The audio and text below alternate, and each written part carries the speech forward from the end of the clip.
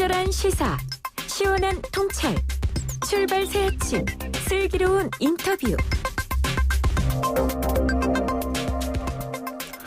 네, 코로나19에 대응하기 위한 2차 긴급 재난 지원금을 둘러싸고 정치권 의견이 분분합니다. 오늘은 정의당 입장을 들어보겠습니다. 장혜영 정의당 의원 전화로 연결되어 있습니다. 장 의원님 안녕하십니까? 네, 안녕하세요. 자, 정치권에서 2차 재난지원금 논의가 활발합니다. 지급 대상 또 방법에 대해서 정의당의 입장은 어떻습니까?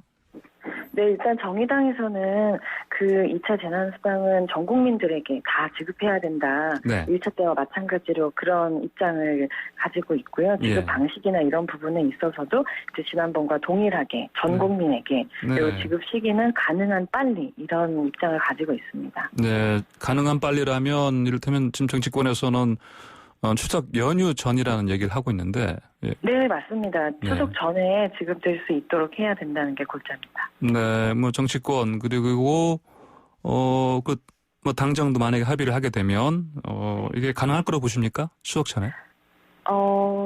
하려고 하면은 못할 거 없다고 생각하고요. 예. 이게 1차 때와 달리 1차 때의 경험이 있고 그 1차 때의 어떤 효과나 성과 같은 것들도 이미 어느 정도 입증이 돼 있는 상황이기 때문에 네. 얼마든지 할 수 있다고 생각합니다. 그렇게 이제 뭐 이를테면 여당 쪽에서는 상당수 의원들이 뭐 선별적인 지급 이런 주장을 전반적으로 펴고 있습니다. 근데 네. 우리 정의당에서는 이렇게 전 국민 대상으로 지급해야 한다. 이렇게 주장하시는 이유 뭐 간단하게 좀 설명 좀 해주십시오. 가장 명백한 이유는 역시 속도일 텐데요. 예. 일단은 그 어떻게 선별할 것인가에 대해서 그 비용과 시간 소모가 굉장히 크지 않습니까? 네. 게다가 뭐 몇 퍼센트를 할지 뭐 70%인지 50%인지 이걸 선별을 하겠다고 하면은 그 경계에 있는 사람들, 특히 50%에 있는 사람들 가운데에는 오히려 소득 역전이 발생할 수 있는 가능성도 있고요. 네. 게다가 만약에 그 선별의 기준을 소득이라고 한다면 작년 소득 기준을 적용할 수밖에 없는 그러니까 2차 때하고 동일한 문제가 네. 이제 발생할 수밖에 없는데 예. 올해 코로나로 손해본 사람들의 어떤 사정을 제대로 반영하기 어렵다는 난점도 있는 것이죠. 예. 그래서 그런 여러 가지 측면들을 감안해 봤을 때 엄중한 상황 속에서 이제 사람들이 경제적인 이유로 이동을 최소화하고 방역에 협조할 수 있도록 2차 재난지원금을 빨리 하기 위해서 전 국민에게 이번에도 주는 게 맞다. 이런 입장을 가지고 있습니다. 네, 그럼 그런 면에서는 이재명 경기도지사가 이 재난지원금 전 국민에게 현금 형태로 뭐 30만 원씩인가 이렇게 줘야 한다 이런 얘기를 했습니다. 어떻게 네. 생각하십니까? 뭐 이재명 지사께서 하신 말씀은 이제 이재명 지사 말씀하신 거고요. 예. 근데 이제 딱 경기 부양을 위한 정책이다 이런 방식으로 말씀하셨잖아요. 네. 근데 꼭 그렇게 얘기하기보다는 사실 방역이 없으면 지금 경제도 없는 그런 형국이고 굉장히 그 둘이 맞물려 있는 상황이잖아요. 예. 그래서 어쨌든 이 재난지원금은 재난수단으로서 이 국민들의 이동을 최소화해서 방역의 효과를 극대화하기 위한 이제 네. 그런 지원 대책이다라고 하는 관점에서 봐야 된다고 생각합니다. 국민들의 방역 차원에서 이동 횟수를 빈도수를 줄여서 방역의 어떤 효과를 더 높이는 그런 차원에서라도 전 국민 지급이 맞다 이런 말씀이신 거죠? 예, 맞습니다. 자, 장혜영 의원께서는 이른바 특별 재난 연대세를 네. 도입하자 제안하셨습니다. 이걸 좀 설명 좀 해주십시오. 네, 어쨌든 이 특별 재난연대세 생각을 제가 했던 게 2차 재난수당 얘기가 나오면서 마음속에 많이들 걱정하셨던 게 과연 2차로 끝날까라는 생각들 하셨을 것 같아요. 왜냐하면 이 위기라고 하는 게 정말 언제 딱 끝난다 이런 일정이 있는 게 아니라 정말 상황을 보아가면서 저희가 반응을 해야 되는 거기 때문에 만약에 2차로 끝나지 않고 3차, 4차로 가면 그때도 지금처럼 추경해가지고 매번 재난지원금 줄 건가라고 생각했을 때 그것보다는 좀 더 안정적이고 시스템적인 어떤 방법이 필요하다는 생각에서 이 재난연대세를 제안을 드렸는데요. 그러니까 이런 위기 상황에서도 오히려 그러니까 모든 기업이나 개인들이 다 어려워지는 게 아니라 언택트 시대를 맞아가지고 오히려 더 좋은 성과를 내는 기업이나 아니면 여전히 고소득을 유지하고 있는 그런 기업이나 개인들이 있거든요. 그래서 우리 공동체의 어떤 연대와 협력 정신을 이번에 제대로 발휘해서 이 경제라고 하는 건 생태계이기 때문에 약자들에게는 더 힘들지만 이 약자들을 뒷받침할 수 있는 생태계의 일원으로서 그렇게 한시적으로 작년하고 비교해가지고 소득이 어느 정도 올랐거나 일정 금액 이상 아니면 이미 일정 수준 고소득을 얻는 개인이랑 기업을 대상으로 그 소득 증가분이나 소득에 대해서 5%가량 세금을 부과해가지고 이제 그 재원을 기금으로 조성해서 이 사회적인 취약계층이나 이 재난을 피해 복구에 사용하자 이런 게 기본적인 아이디어입니다. 예, 이 상황에서도 소득이 줄어들지 않는 층 그리고 이 상황에서 오히려 소득이 기업 이윤이 늘어난 그런 곳을 대상으로 세금을 부과하자 이런 게 뼈대인 것이죠.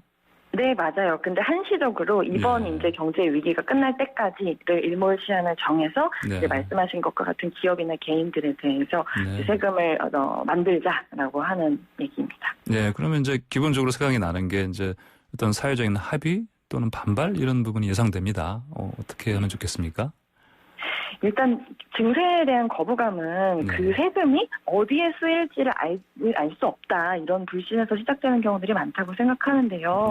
제가 말씀드렸었던 이 특별재난연대세는 일단 기본적으로 그 사용처가 이 재난으로 인한 사회적인 취약계층 그리고 피해 복구에 사용한다라고 하는 게 명확히 정해져 있다라고 하는 측면에서는 그런 불신감이나 이런 걸 훨씬 더 줄일 수 있다 이런 말씀 드리고 싶어요. 기본소득을 주장하는 쪽에서도 사실 비슷한 논리를 가지고 기본소득위원 증세 같은 걸 말씀하기도 하시죠.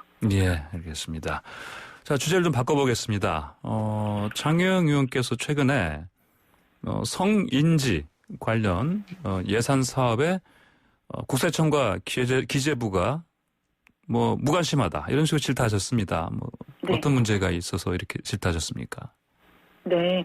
일단 성인지 예산이라고 하는 거는 우리 국가의 재원이 이제 보다 성평등한 방식으로 사용될 수 있게 그 예산 배분 구조와 규칙 그 자체를 약간 변화시키려고 하는 그런 배분 과정을 얘기를 하는데요.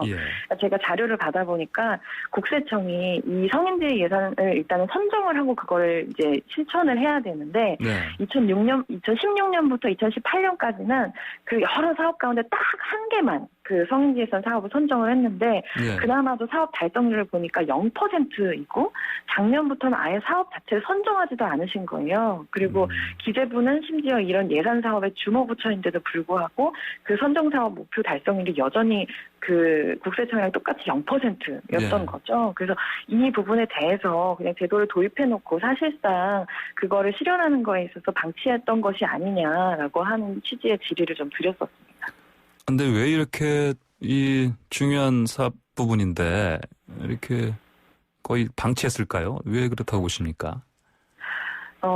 여러 가지 이유들이 있겠지만 전 기본적으로 이 성인지 예산이 도입된 취지 자체에 대한 이해가 아직 그 부처들에서 좀 이제 떨어지지 않았나라는 생각이 많이 드는데요. 그러니까 그나마 한 개씩 선정을 했었던 사업들도 뭔지를 보니까 막 모범 납세자를 선정을 하는데 그 중에서 이제 절반은 여성, 절반 남성 이런 식이었던 것 같아요.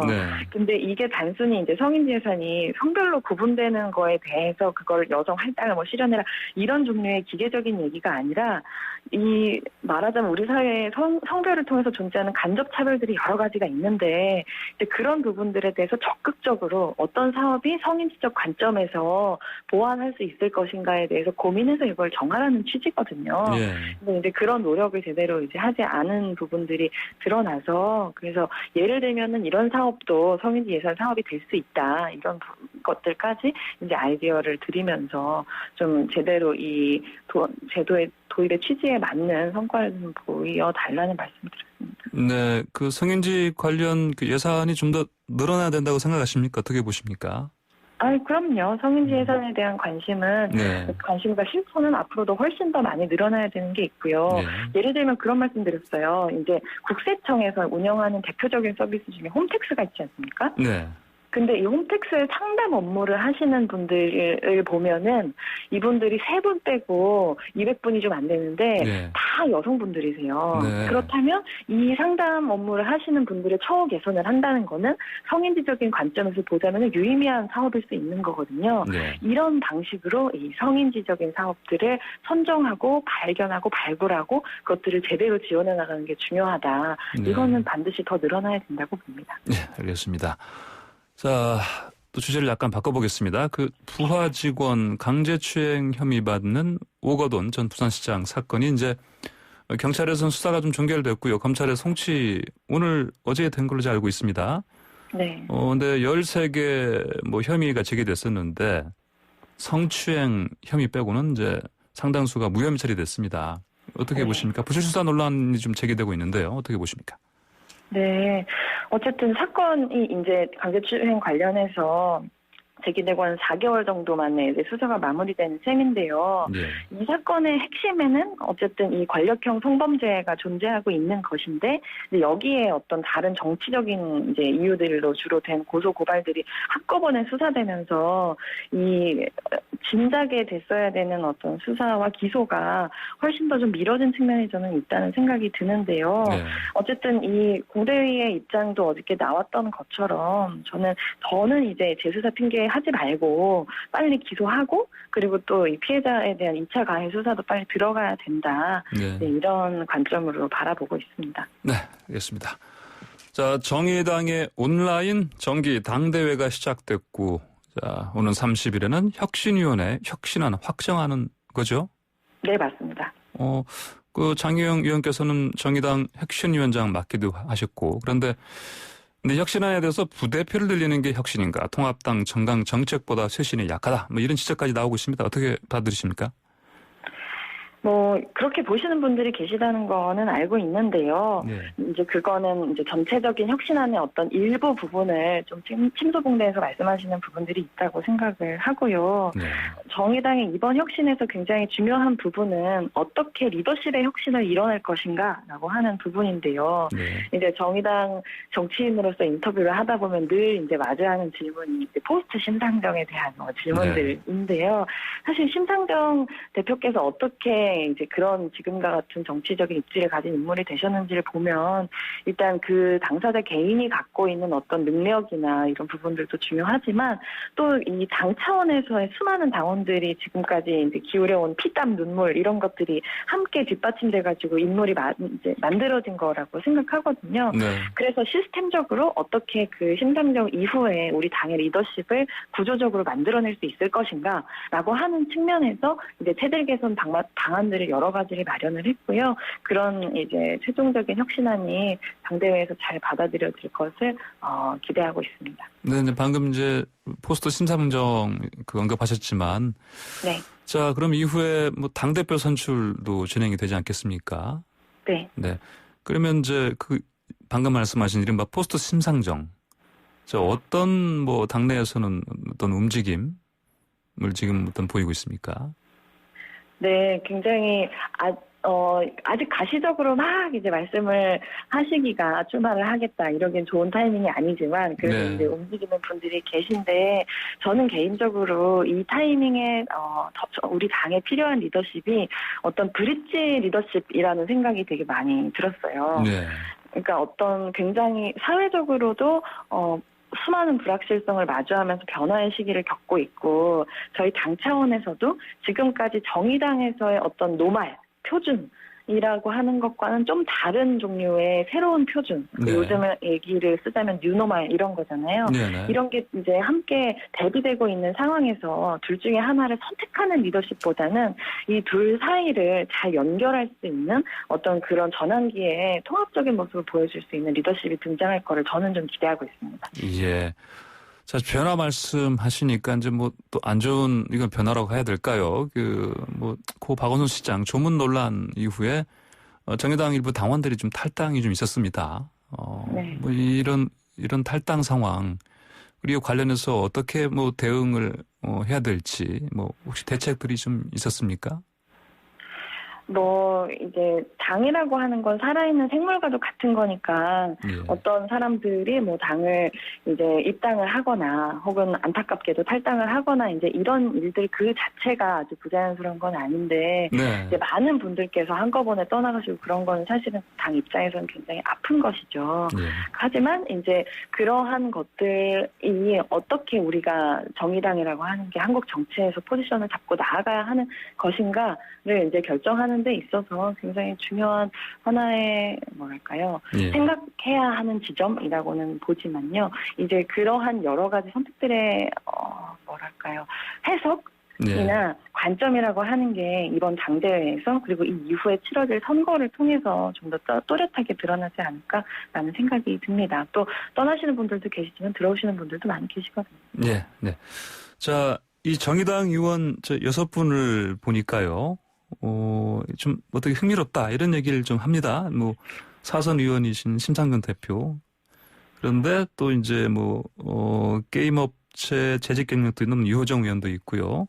네. 또 이제 영화 감독도 하시고 뭐 싱어송라이터이시기도 하신 예, 장혜영 의원도 있습니다. 앞으로 이 6분의 공통분모라고 해야 될까요? 뭐 이렇게 이 정의당의 미래 관련해서 어떻게 이런 공통분모 찾을 수 있다고 보십니까? 저희는 굉장히 저희를 묶어주는 것은 가치라고 생각을 하고요. 네. 이것은 지금 우리 사회가 어마어마한 이제 불평등을 마주하고 있고, 특히 이런 재난 같은 것들을 겪으면서 그런 불평등이 훨씬 더 심화될 거라고 하는 위기감이 있잖아요. 네. 여기에 맞서서 어떻게 우리 사회의 약자들, 이 존엄한 삶을 지켜내고 오히려 재난을 이런 걸 기회로 삼아서 우리 사회를 더 평등하게 만들어갈 수 있을 것인가, 이 길을 함께 찾아보자. 그 안에서 네. 정의당이 어떤 새로운 이제 도덕성을 가지고 있는 수많은 시민들이 신뢰할 수 있는 정당으로 거듭날 것인가, 이 방향성을 찾는 데에서 저희는 서로 다르지만 또 같은 목표를 향해서 경주하고 있다는 말씀은 자신 있게 드릴 수 있습니다. 네, 네. 자, 한 가지만 더 여쭤보겠습니다. 예전에 차별금지법 대표 발의하셨죠? 네, 맞습니다. 네, 이거 뭐 지금 어떻습니까? 다른 이를테면 여당이라든지 이런 다른 의원들과도 좀 어떤 같이 뜻을 모아서 뭐 또 추진되고 있습니까? 어떻습니까? 네, 일단 캠페인 측면에서는 계속 어떤 국회 안팎을 가리지 않고 예. 이 차별금지법의 필요성에 대해서, 특히나 이렇게 더 극심해져 가는 이제 불평등과 뭐 재난 상황 속에서의 뭔가 부당한 차별들이 시민들의 삶에서 일어나지 않게 이 법이 반드시 필요하다는 말씀을 드리고 있고요. 예. 국회 차원에서는 여당에서도 이상민 의원님을 중심으로 이 차별금지법을 발의를 해서 같이 병합수사할 수 있도록 하는 움직임이 있다는 걸 알고 있고, 예. 당장 엊그제만 하더라도 이제 여당에서 어떤 그런 다문화 위원회였나요? 를 예. 중심으로 이 포괄적 차별금지법이 필요하다. 이 법이 조속히 돼야 된다라고 하는 기자회견 같은 것들도 있고요. 예. 그렇게 확실하게 이 법을 만들어가기 위한 노력을 하고 있습니다. 네, 알겠습니다. 장 의원님, 오늘 말씀 감사합니다. 예, 감사합니다. 네, 지금까지 장혜영 정의당 의원이었습니다.